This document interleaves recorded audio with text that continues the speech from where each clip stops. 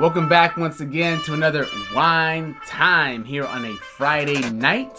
Yep. And how you doing? I'm doing great. How about you? I'm doing all right. I'm doing well. Good to hear.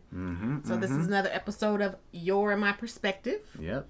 And we in 2021. Hopefully it's a better year. Man, I can't even. than what we've come out of.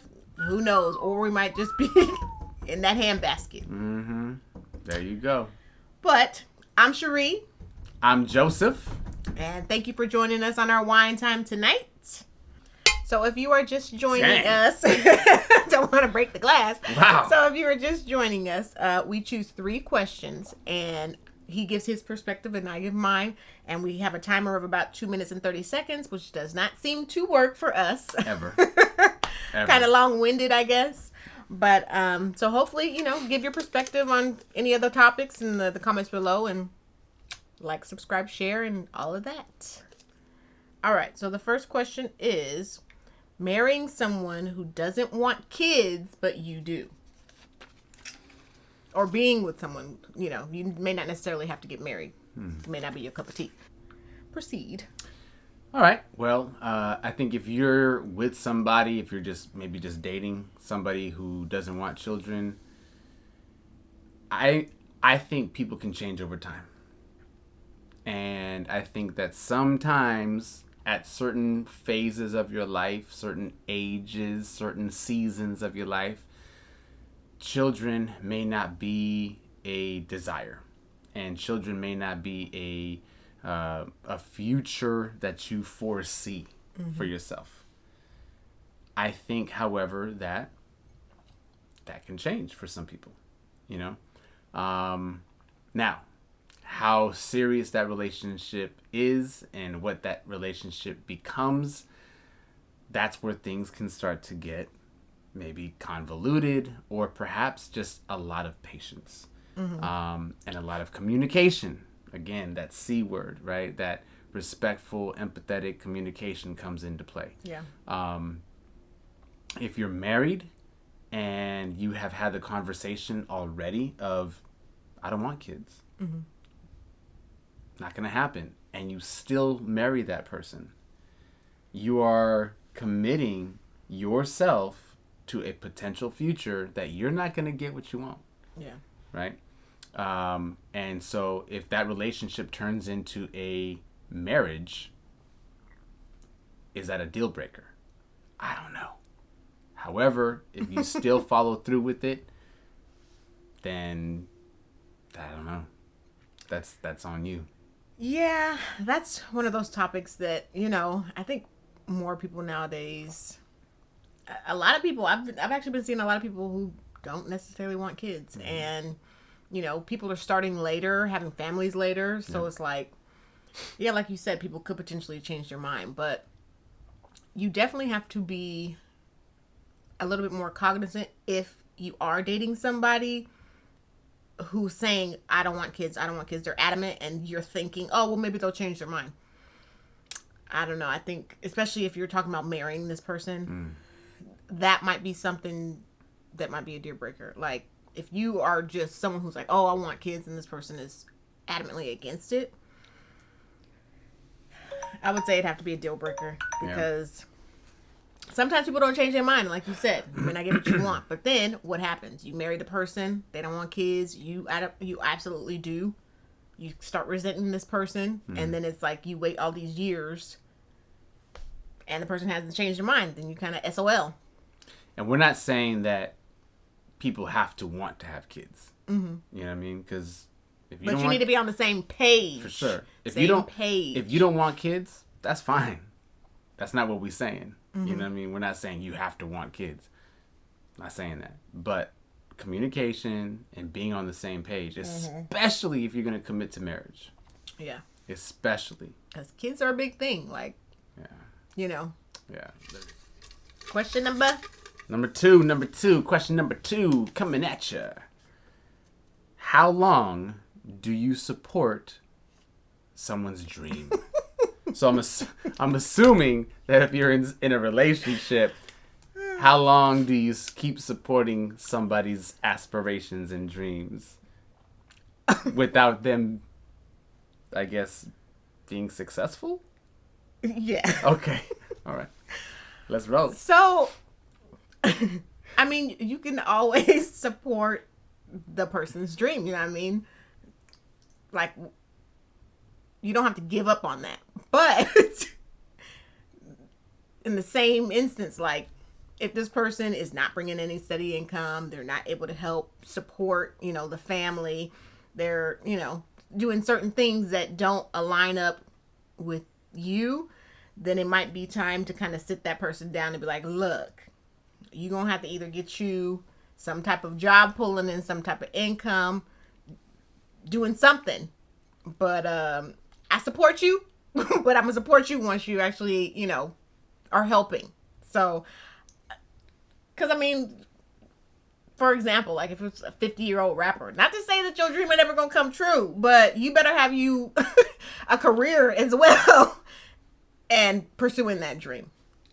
That's all I'm saying. Have your regular job, and then you can have your dream that you're pursuing. And hey, I'll support you all you want, but yeah. It's just funny to me. And what about you? What do you think? So I think there's layers to this. I really do. I think there's layers to this. There's layers because success is defined differently for everybody, right? So you alluded to the 50-year-old rapper. I mean, you could be 50 years old and put out music for fun, because that's what you love to do, right? You can be a musician, you can be a photographer, you can be a videographer, you can be a crafter, you can be a seamstress, you can be anything. And if you're pursuing that as a passion and you're just having fun with it, then I don't see anything wrong with your significant other supporting you. And I would hope that they support you, right? Especially as your significant other or as a spouse.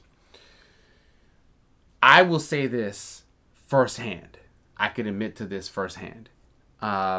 With my career in music, with my career as a DJ, with my career as a coach, I will say this.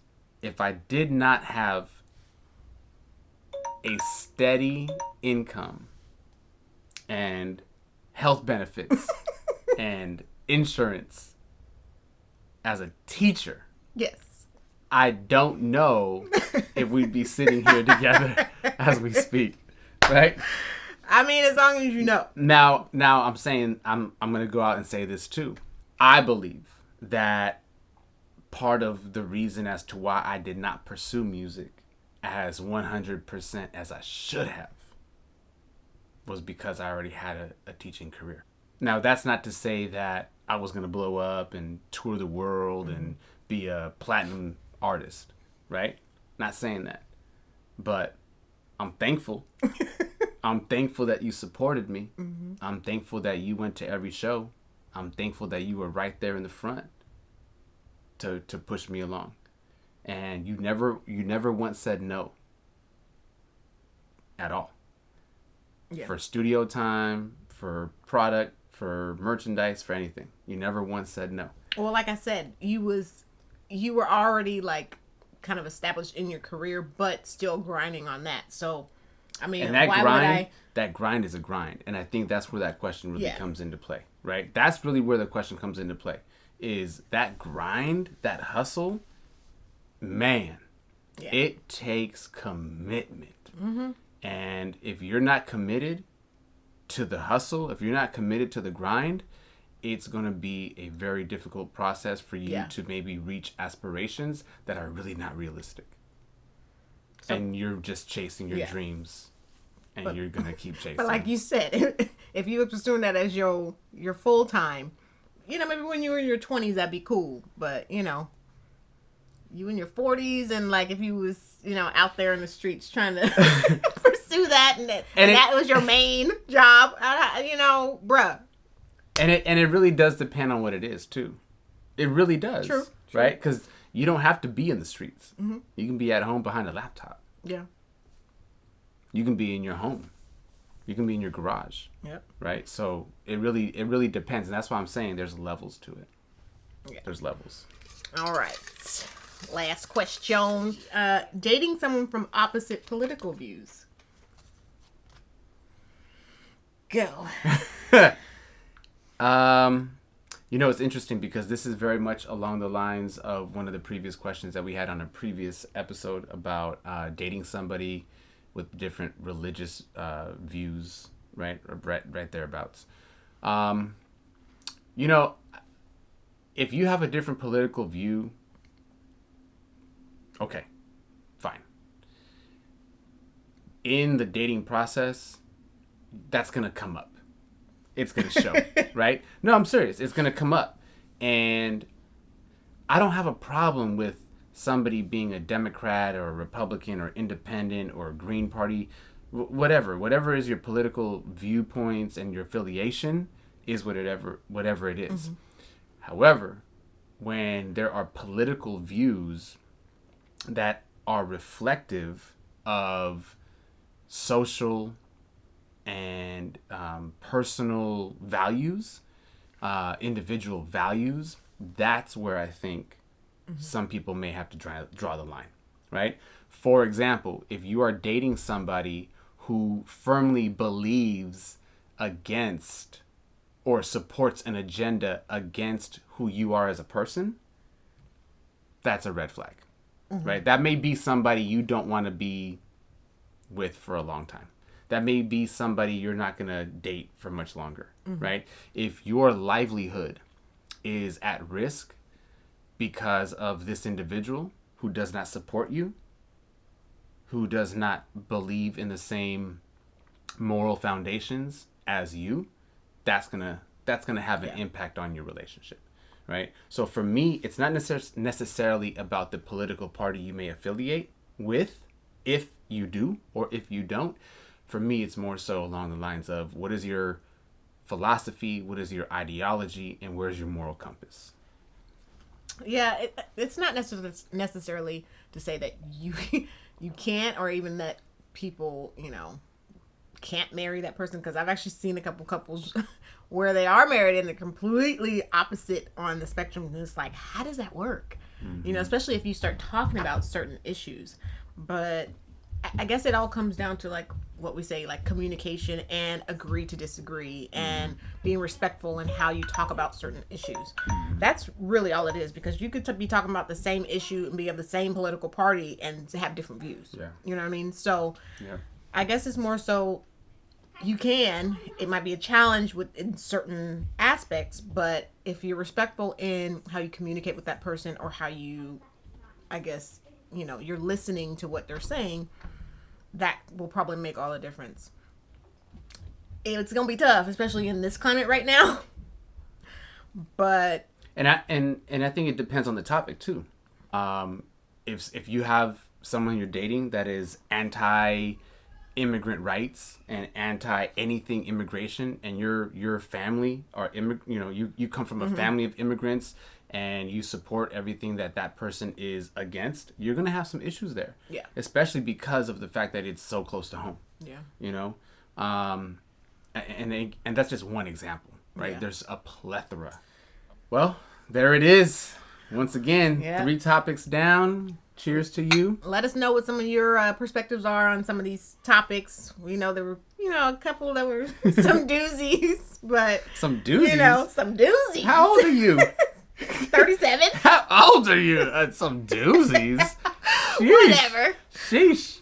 Cupboard. Let's not get on that. The stuff you be talking about, all right?